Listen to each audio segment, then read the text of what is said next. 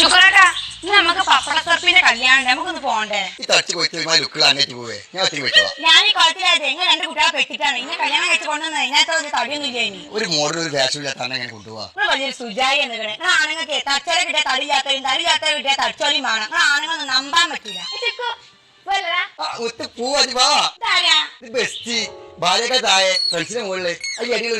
ഓരോ പേരും പറഞ്ഞിട്ട് കണ്ണിങ്ങനെ പെണ്ണുങ്ങളൊപ്പം കൂട്ടാൻ നടക്കാനുള്ള ഐഡിയ വന്നിട്ടുണ്ട്.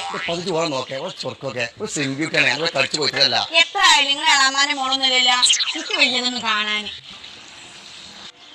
നിങ്ങളെന്താ ശുക്രൊക്കെ അഞ്ഞ് പെണ്ണുങ്ങളൊപ്പം ഇറങ്ങിയെടുക്കുക?